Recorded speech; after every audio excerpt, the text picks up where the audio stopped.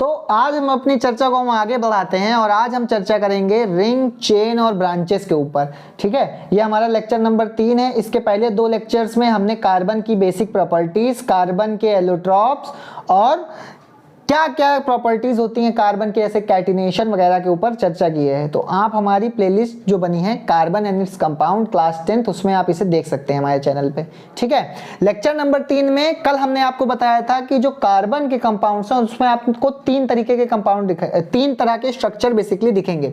Ring दिख सकती हैं, चेन दिख सकते हैं और ब्रांचेस दिख सकती हैं। अच्छा, ये जो ब्रांचेस हैं ये इसी चेन से ही संबंधित है। अभी हम आपको बताएंगे कि ये किस तरह से आपस में संबंधित होते हैं। ठीक है, लेकिन देखिए चेन क्या होता है। अब हम समझते हैं कि कार्बन जो है अपने कंपाउंड्स में लंबी लंबी चेन अपनी कैटिनेशन प्रॉपर्टी का यूज करके कैसे बनाता है। ठीक है, देखिए होता क्या है कि जैसे ये कार्बन एटम है, तो आप जानते हैं कि जो कार्बन है इसके पास कैटिनेशन की प्रॉपर्टी होती है, यानी खुद जैसे दूसरे कार्बन एटम से कंबाइन करके ये क्या कर सकता है भैया, ये अपनी जो आबादी है उसको बढ़ा सकता है। यानी कहने का मतलब है जैसे मान लीजिए मैंने यहाँ पर 4 कार्बन बना दिए फॉर एग्जांपल, 1 2 3 4, आप कितने भी बना सकते हैं। तो ये हमने चेन बना दी और ये सब आपस में एक सिंगल बॉन्ड से क्या हो गए, कनेक्ट हो गए हैं। तो इस तरह से अगर हम सी सी सी सी जोड़ते जाएं आपस में, तो ये एक चेन लाइक स्ट्रक्चर हो रहा कि नहीं हो रहा। अब क्योंकि एक हाइड्रोकार्बन की बात हम कर रहे हैं, इसलिए बाकी जो बची हुई शेष वैलेंसी हैं वो H से फुलफिल की जाएंगी। जैसे ये कार्बन है, इसने सिर्फ 1 बॉन्ड बनाया है, जबकि इसकी वैलेंसी कितनी होती है, 4 होती है। तो ये 3 बॉन्ड और बनाएगा, तो ये 3H से ऐसे क्या कर लेगा, बॉन्ड बना देगा इस तरह से। ठीक है, ये C ये 2 बॉन्ड बना चुका है, तो ये 2H से बॉन्ड और बना सकता है। ये वाला C भी 2H से बॉन्ड और बना सकता है, और ये वाला जो है ये 3H से बॉन्डिंग करेगा। तो ये देखिए ये एक चेन नुमा स्ट्रक्चर हो रहा है या नहीं हो रहा, कि भाई कार्बन की एक चेन। अब चेन हम सब जानते हैं भाई, मम्मियाँ, नानियाँ, दादियाँ आप देखे होंगे चैन पहनती हैं। तो चैन में क्या होता है कि जो गोल्ड होती है उनकी ऐसी कड़ियाँ होती हैं, और ये कड़ी पे कड़ी, कड़ी पे कड़ी क्या होती है, इस तरह ये जुड़ी होती हैं, ऐसी तो चैन बनती है। तो यहाँ पर भी जो कार्बन है ये एक्ट कर रहा एक कड़ी की तरह, और इस तरह कार्बन से कार्बन क्या होता जा रहा, जुड़ता जा रहा है। ठीक है, तो इस तरह से जब भी कार्बन टू कार्बन इस तरह कनेक्शन होता जाए और ये आपस में जुड़ते जाएं। अब यहाँ बॉन्ड सिंगल हो सकता है, कहीं कहीं डबल हो सकता है, उससे हम यहाँ पर जो है संबंध नहीं की बात नहीं कर रहे हैं। हम ये बात कर रहे हैं कि कार्बन इस तरह से आपस में चेन लाइक स्ट्रक्चर की तरह अरेंज्ड हो, यानी कार्बन की लंबी लंबी क्या हो, चैन हो। तो इस तरह का स्ट्रक्चर आपको नजर आता है। ठीक है, अच्छा ये जो चीज मैंने अभी बनाई है आपके सामने, इसको हम ओपन चेन स्ट्रक्चर कहते हैं। क्या कहते हैं बच्चों, ओपन चेन स्ट्रक्चर।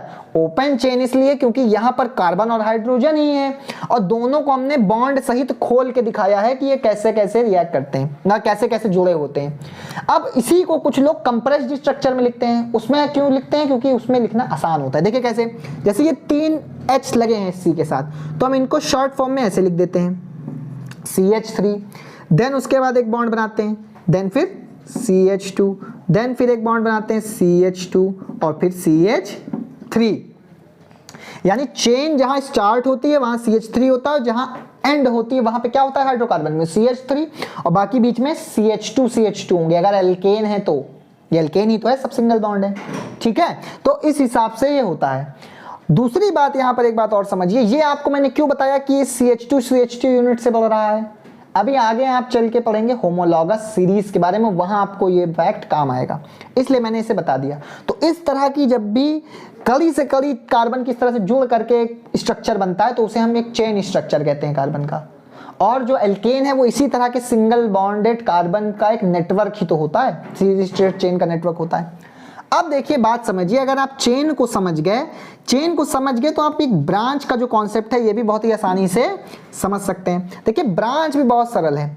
जैसे आपने पेड़ देखा होगा, पेड़ का एक मेन तना होता है और साइड ब्रांचेस होती हैं, निकली हुई होती हैं। उसी तरह से अगर ये चेन है, यहाँ पे मैं कह दूं कि अच्छा भाई ये ऐसा भी तो हो सकता था कि यहाँ ये H ना होता, यहाँ ये एक C से और जुड़ जाता, जुड़ सकता था ना, यहाँ एक C से जुड़ जाता और एक C यहाँ लगा देता, ऐसा भी तो ये कर सकता है।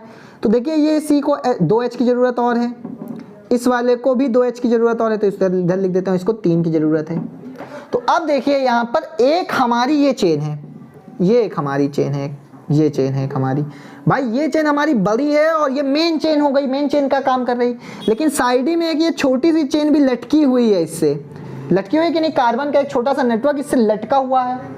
तो इसको हम कहते हैं क्या हमारी, इसको हम कहेंगे मेन चेन, इसको हम कहते हैं मेन चेन। और ये इस मेन चेन की क्या है, ब्रांच है, ये इस मेन चेन की ब्रांच है। ठीक है, तो इस तरह से हमारा ब्रांचिंग का कॉन्सेप्ट है। अब की मतलब मेन चेन के किसी कार्बन से वापस कार्बन लगा करके हम स्ट्रक्चर को अगर एक्सपैंड कर दें नेटवर्क की तरह, तो उसे हम क्या कहेंगे, उसे हम कहते हैं, उसे हम ब्रांच कहते हैं। ठीक है, अब देखिए यहां पे एक कॉन्सेप्ट आप समझ लीजिए कि जो स्ट्रेट चेन वाले क्या होते हैं, जो स्ट्रेट चेन वाले कंपाउंड हैं और ब्रांच्ड वाले कंपाउंड है, इसमें आप एक बात ध्यान रखिएगा, ये आपको मैं बता दे रहा हूं, वैसे इसका कोई काम नहीं है लेकिन फिर भी मैं बता देता हूं कि मान लीजिए कि आपको एक हमारे पास क्या दिया गया, एक हमारे पास चेन वाला स्ट्रक्चर दिया गया जिसमें 5 कार्बन एटम है और एक ब्रांच वाला स्ट्रक्चर दिया गया जिसमें 5 कार्बन एटम है, और आपसे ये पूछा गया कि बॉइलिंग पॉइंट किसका ज्यादा होगा या मेल्टिंग पॉइंट किसका ज्यादा होगा।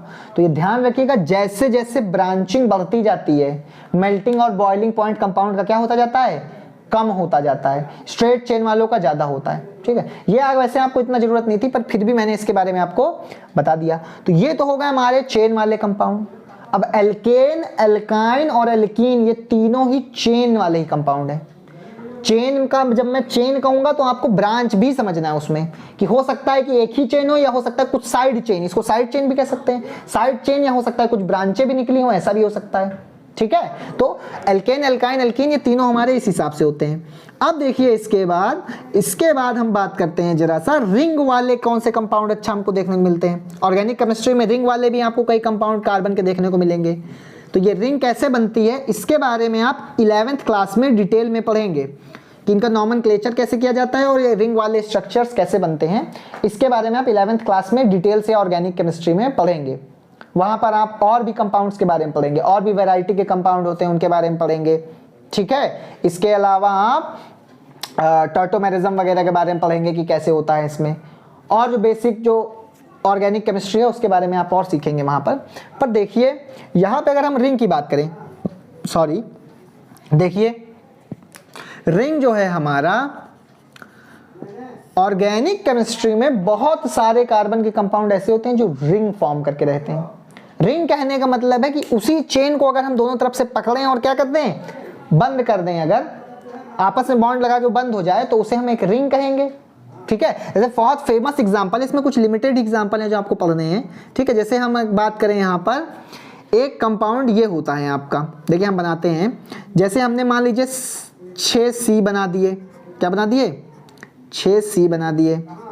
ठीक है, और यहां पर हमने क्या कर दिया, सिंगल सिंगल बॉन्ड बना दिए इन सब में आपस में।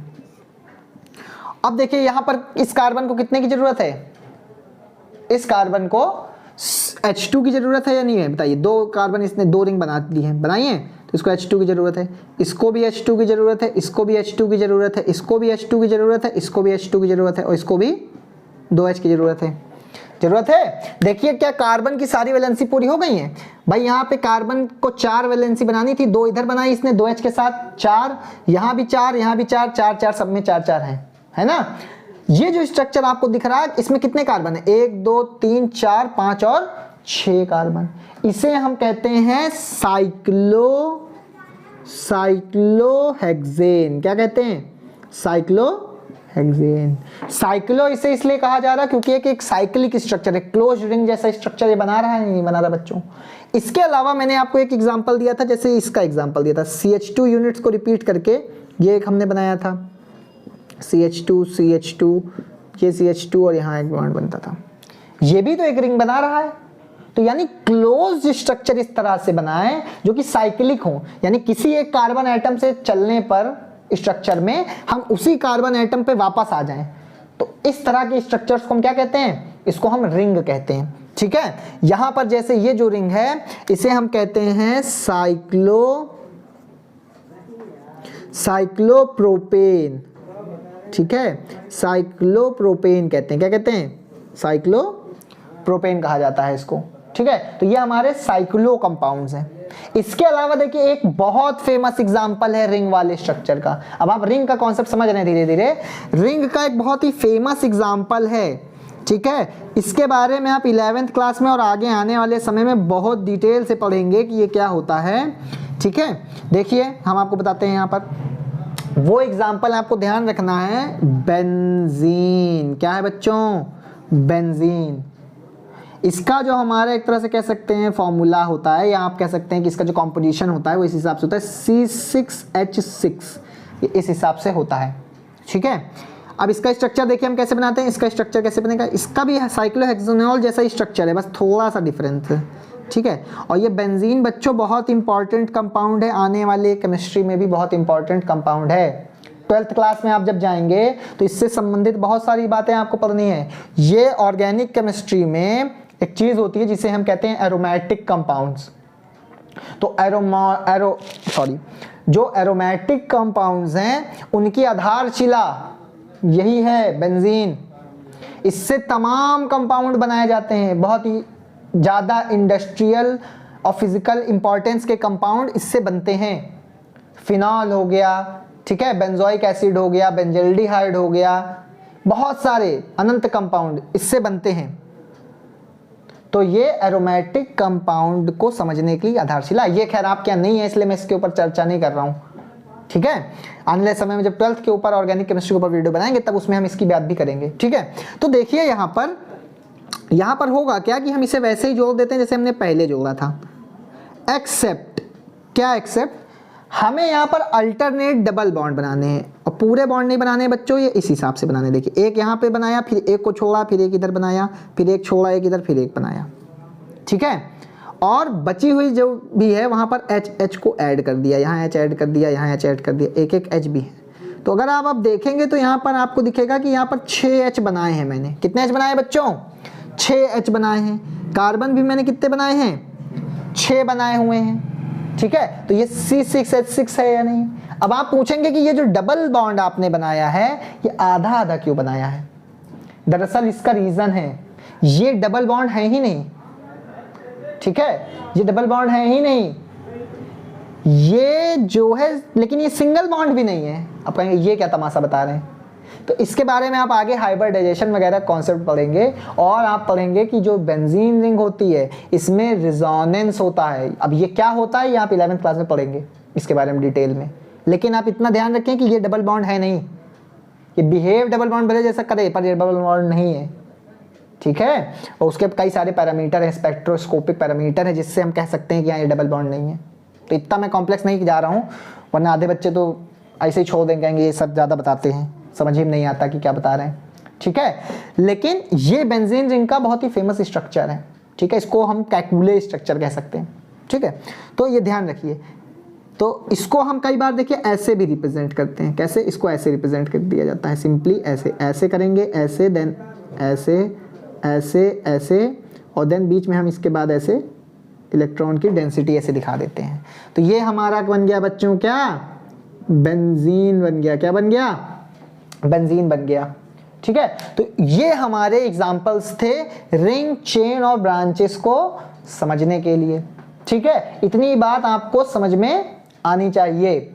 अब देखिए इसके बाद हम जरा चर्चा कर लेते हैं होमोलॉगस सीरीज के ऊपर।